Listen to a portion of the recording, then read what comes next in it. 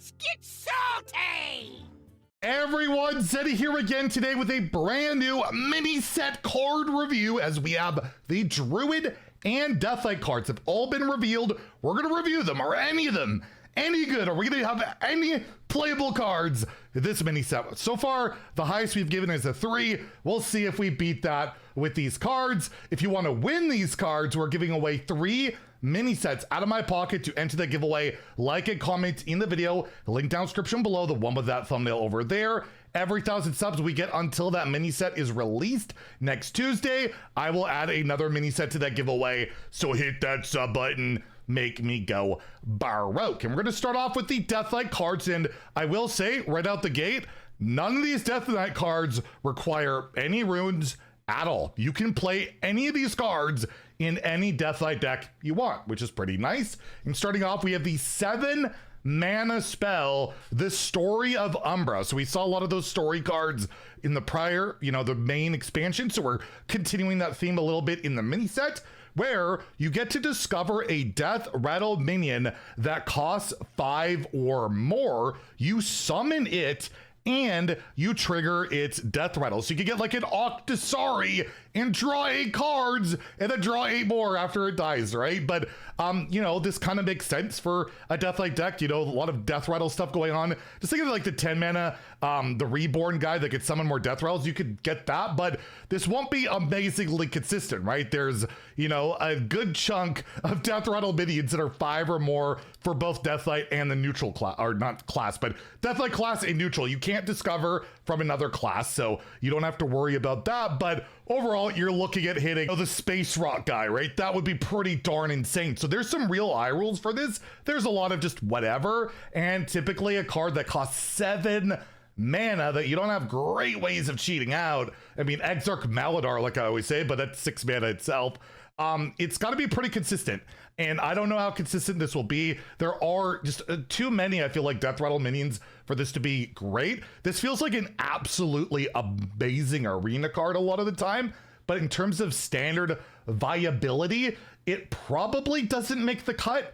But maybe you're playing a really, just heavy death rattle deck. And sometimes hitting a 6-drop like the Travel Security guy, you get a 2/2 and a random 8-drop is great. So it just depends on how consistent this thing will be. On paper, to me, it doesn't look amazingly consistent, but it's borderline. I'm going to stick with a 2 out of 5 in standard for this.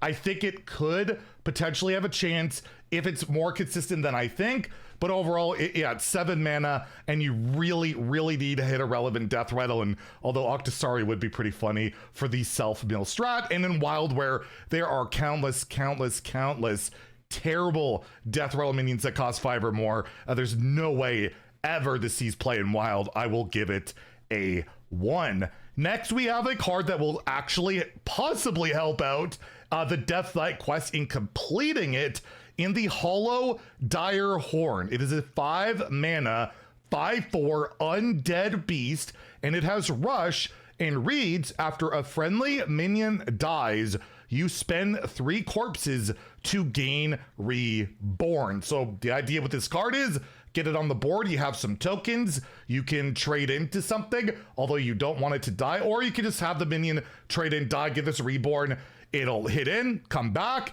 you could trade in another minion, give it Reborn again, and this could potentially complete your quest in 1 turn. If you can do this, 4 times? I don't remember what the quest is up to in terms of corpse completion, but regardless, it can actually kind of solo if you have that right token board, and your opponent also has a board where this can constantly trade into, and all of that, right? So I don't know if it can gain a Reborn again on top of it already having Reborn to spend the corpses. I feel like it can't have Reborn for that to happen.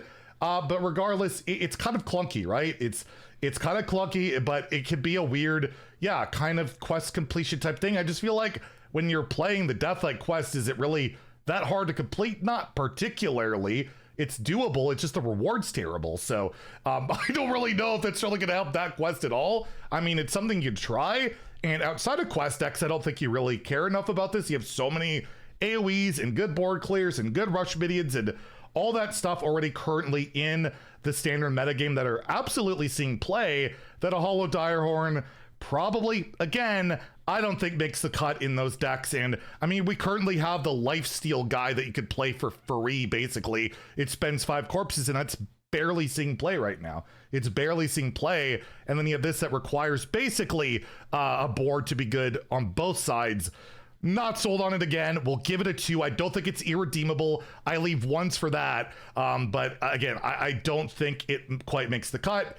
And yeah, and Wild, there's no chance. I'm going to give it a 1 there as well. Although it's, as always, any corpse spender is nice with the Zeddy, the climactic necrotic explosion of Wild, but that's not a meta player, and this isn't going to make that come back. And then the last Deathlight card, which I do think is the best of the bunch, is the Soul Rest Ceremony. It is a 1 mana shadow spell. Remember, I think the last 1 mana shadow spell we might have gotten a mini set was Threads of Despair. Remember, that was 1 mana. That's insane. Regardless, this has a pretty good effect. It gives your minions +1 attack and rush. They die at the end of your turn. So like a power overwhelming effect. But this is like a half the amount of a Savage Roar, although it doesn't give your hero the attack for 1 mana. Like in a token deck, maybe you just, this is like your lethality. You play 2 of these, that's Savage Roar, and you can play it defensively, like give things rush and have them attack in, can be good with lifesteal and all that, but just in like an aggressive, more menagerie or token-based deck, this creates lethality. It could be, Grave Strength is like the only thing like that right now for the most part. In standard, you got to go triple unholy, which you really don't want to do. This can go into anything. So I wouldn't sleep on this. Like, yeah, losing your minions at the end of your turn could definitely be a pretty big deal.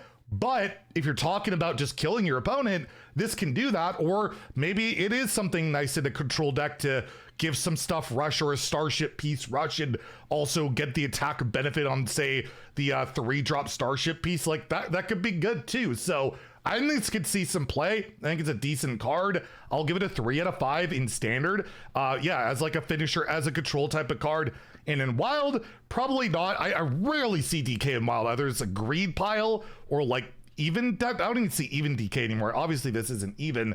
I don't know where it would go into in Wild. I'll give it a 2, but yeah, I don't think all the cards are terrible for DK. I think we got one here that might see a little bit of play. Druid, on the other hand, we got a good start here. We have the Long Neck Egg, a 2 mana 0/2 egg. So we got another egg in the set, which you can tutor with that new 2-drop, which has Death Rattle, summon a 1/2 beast. So a lot worse than like a Nerubi egg. However, you give your minions +1/+1. This is like a Power of the Wild attached to a minion, right? So it's annoying. Your opponent doesn't necessarily want to ignore it because they might want to proc it so you can't get the benefit of it. However, when that beast dies, it should get the buff, right? Because it summons the beast, then it gives the minions a buff. So you're basically getting a 2/3 beast, not really a 1/2 beast. And yeah, buffing the rest of your board can be really, really annoying. And we have the whole quest deck, which is not that far off in Druid, that quest there, right? Where you want to go wide and buff stuff up. This is really good with that. Maybe you play that 1 mana spell that can destroy this, summon another 2-drop, get a 1/2 beast, and then buff all of that up. It's just a really solid egg. Cheap eggs have historically almost always seen play, and we've never seen one that buffs your whole board for 2 mana. Like that to me is a really strong card, and I'm gonna give it a 4 out of 5 in standard. The highest rated card so far, but really good in a token deck, pretty good in a quest deck. Doesn't have to be a quest deck, can just be a good token Druid card. And in Wild, I'll give it a 3. There's a lot of good token decks there, and this just goes in really well. The Arbor Ups of the world. Playing Arena, I can't believe how good that card is still. Yeah, this could be a Wild card too. I actually think it is really strong. So there you go. We have a card that I could say pretty confidently I think could see some real strong play. And also the little long neck token. What an adorable little creature. Next, we have a minion that's pretty big. It's pretty big. It is the Seismopod, a 9 mana 9/9 beast. It's got taunt and elusive, so pretty annoying to deal with. And it has Death Rattle. Give all minions in your hand and deck +3/+3. So you are getting a lot of buffing on all of your minions everywhere but the board, right? So that could be pretty good depending on what you're playing. I have no idea what deck this goes into. You can like Hydration Station this and get more and more buffs, and then Umbra and get even more and more buffs. Like, there's some potential for some really large boards, but Druid doesn't really have amazing ramp right now in Standard. You got New Heights, and that's it. You can cheat this out with like a trail mix, something like that possibly, but overall it's really slow.